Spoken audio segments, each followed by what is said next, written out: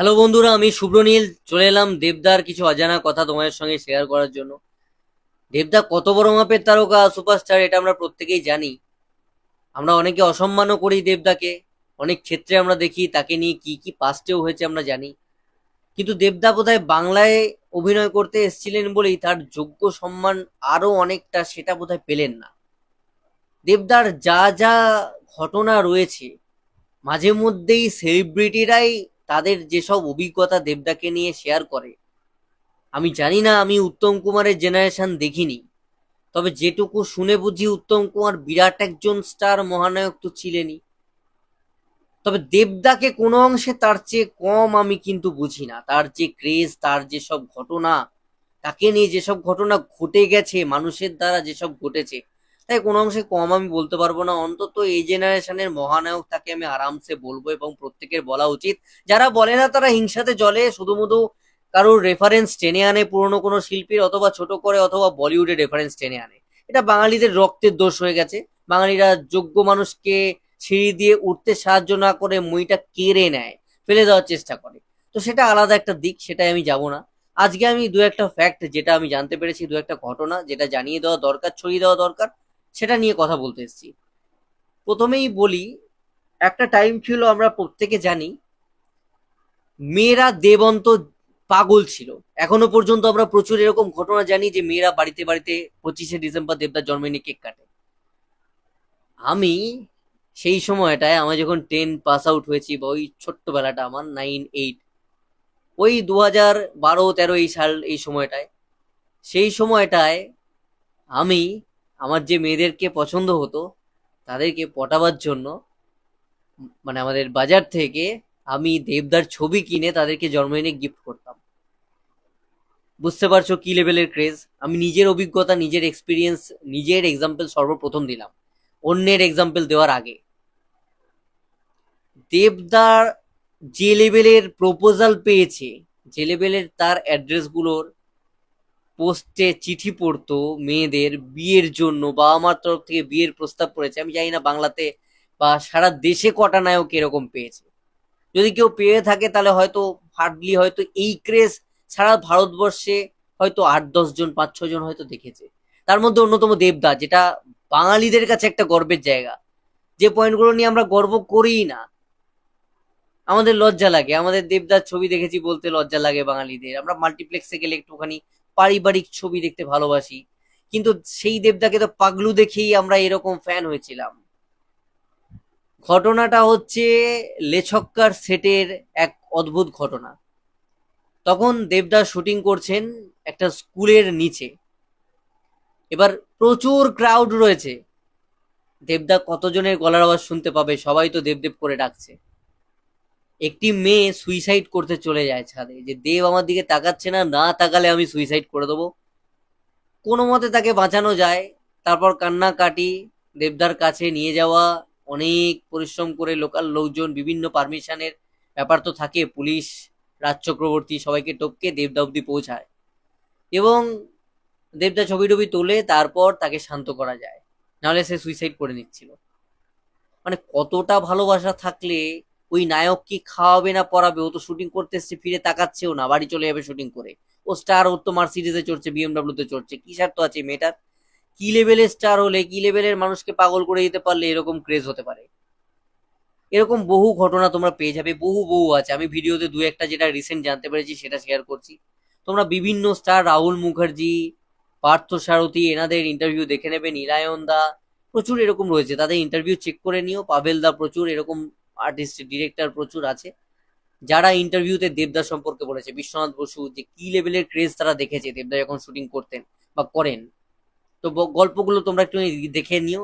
যারা হেটার্স বা কিছু আমার এই ভিডিওটা দেখবে, যারা পছন্দ করো না, যারা হয়তো এতক্ষণ দেখে ফেলেছো, যাদের আমাদের সঙ্গে অ্যাপ্রিসিয়েট করতে, হয়তো আমার সঙ্গে একটু প্রবলেম হবে ভিডিওটা দেখে, বা একটুখানি গাটা জ্বলছে, তারা একটুখানি সেই সব ইন্টারভিউ গুলো দেখে নিও, দেখবে ভালো লাগবে যে আমাদের বাংলার একটা নায়কের জন্য এরকম ক্রেজ ছিল। আরো একটা ঘটনায় আসছি, যেটা মূল গুরুত্বপূর্ণ ঘটনা, যেটা আমাকে ভাবিয়েছে এবং আমাকে কথা বলতে বাধ্য করেছে, যে কারণে আমার ভিডিওটা করতে বসা। ভোর 5টা, শীতকাল, মৌলালি। মৌলালিতে এসে পৌঁছালেন বৃদ্ধ এবং বৃদ্ধা। এলেন মালদার ভিতরের কোনো একটা গ্রাম থেকে। তাদের উদ্দেশ্য কি? নাতনিকে খুশি করা। নাতনি কান্নাকাটি করছে যে দাদু দিদা আমি যেতে পারছি না, তোমরা দেবদার সঙ্গে ছবি তুলে এসো। যদি দেবদার সাথে তোমাদের ছবি না থাকে আমি খাওয়া বন্ধ করে দেবো, আমি কথা বলবো না বাড়িতে। তো সেই আবদার নাতনির কান্নাকাটি বন্ধ করার জন্য, নাতনিকে খুশি করার জন্য দাদু দিদা বা জেঠু জেঠিমা সেই বৃদ্ধ এবং বৃদ্ধা তারা শুটিং দেখতে উপস্থিত হয় ভোর 5টার সময় লেছক্কার সেটে মৌলালিতে। মালদার কোন একটা গ্রাম থেকে সারা রাত্রি জেগে তারা ওখানে বসেছিল যে এক ঝলক দেবদাকে জিজ্ঞেস করবে, এবং যখন শিল্পীরা পরিচালকরা পেরোবে তাদেরকে ধরে ধরে বলবে যে যদি কোনো সুযোগ হয় দেবদার সাথে একটা ছবি তোলার। মানে নাতনি নিজেও তুলছে না, বাট সে নিষ্পাপ যে আমি যেমন যেতে পারছি না, আমি তুলতে পারছি না, আমার সাহস নেই, আমার দাদু দিদাকে তুলে ফেরতেই হবে। আর দাদু দিদাও মানে ওই সিনিয়রিটি তাদের, অত বয়স্ক, তারাও কিভাবে দেবদার জন্য অপেক্ষা করছে। মানে এই জন্যই বলা হয় 1 থেকে 80 দেব। তো তারাও পাগলের মতন অপেক্ষা করে, তারা ধমক দিয়ে থামিয়ে দিতে পারতো বাড়িতে, তাদের কোনো প্রয়োজন ছিল না মালদার ওই গ্রাম থেকে ছুটে আসার। তাদেরও কোথাও না কোথাও ইন্টারেস্ট ছিল যে এই দেব নামক ব্যক্তিটাকে দেখবো। অঙ্কুশ দা একটা কথা বলেছেন যে আমি যখন ছবি করতে আসি তখন আমার মাথায় একটা কথা ঘুরতো খালি, যে দেব, মাথায় একটা জিনিস আমার ঘুরতো, দেব, এই দেবের সঙ্গে দেখা করতে হবে, দেবের মতন হতে হবে। কে দেব? কে এই দেব? এনার মতনই হতে হবে আমাকে, এনার মতন সুপারস্টার হতে হবে। অঙ্কুশদার মাথায় এটা চলতো। তো সেই সময়টা কিন্তু দেবদা, সেই সময় বলবো না এখনো আছে, তো বিষয়টা আমরা আতলামো করতে করতে অনেকটা কমিয়ে ফেলেছি, সেটা একদম আলোচ্য আলাদা একটা দিক। তো দেবদা এরকম একজন স্টার, এরকম একজন সুপারস্টার যার জন্য এরকম ক্রেজ আছে, এরকম পাগলামি আছে, অদ্ভুত অদ্ভুত ঘটনা আনাচে কানাচে বাংলার ঘটে। 25শে ডিসেম্বর আমাদের বাংলাতে প্রচুর এমন বাড়ি আছে যেখানে দেবদার জন্য পুজো দেওয়া হয়, দেবদার জন্য কেক কাটা হয়, এখনো পর্যন্ত এই জিনিস ঘটে। তো আমি জানি না পরবর্তীতে আর কোনোদিন কোনো নায়কের জন্য এরকম ঘটবে কিনা, বা পূর্বে ঘটেছে কিনা। আমার আইডিয়া নেই পূর্বেরটা, আমি বলতে পারবো না, আমি সে সময় জন্মাইনি, আমি কাউকে ছোট করছি না, প্রত্যেকে সম্মান দিচ্ছি। আমার শুধু বলার এটাই যে কারোর সঙ্গে কারোর তুলনা হয় না। প্রতি মুহূর্তে কেন দেব বা জিদ্দা এদের জন্য কম্পারিজন হবে? কেন আমরা এক্সাম্পল যখন দিই তখন পুরোনো লোকেদেরকে নিয়ে দেবো বা পুরোনো লোকেদেরকে রেফারেন্স রাখবো? কেন এই নায়কগুলোর স্টোরি উঠে আসবে না? কেন এদের রেফারেন্স আমরা দেব না? কেন এরা আমাদের এক্সাম্পল এই জেনারেশনে মুখ হয়ে উঠবে না? আমরা নিজেদেরকে তাদের চেয়ে বড় হিরো ভেবে ফেলছি, সমস্যাটা এখানে।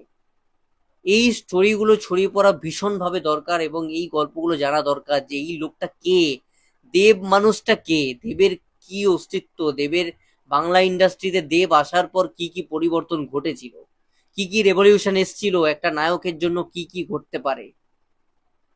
মেয়েরা ঢুকছে, মেয়েদের জন্য ছেলেরা দেবকে ঘেন্না করছে যে না, দেবের জন্য আমাদের বান্ধবী আচ্ছাড়া হয়ে যাচ্ছে, দেব দেব করে কেন? অথচ সেই ছেলেগুলোই রাগ নিয়েও বান্ধবীদের জন্য সিনেমা হলে গিয়ে টিকিট কেটে বসছে। ওই মেয়েগুলোর জন্য এক্সট্রা একটা করে দেবদার টিকিটের সেল বাড়ছে, ওই ছেলেগুলোকে গিয়ে বসতে হবে। এই লেভেলের স্টারডাম এ ভাবা যায় না। আমি কাউকে পটাবার জন্য দেবদার ছবি গিফট করছি, মেয়ে পটে যাচ্ছে। এগুলো ভাবা যায় না, এগুলো এগুলো আনবিলিভেবল ক্রেজ এগুলো।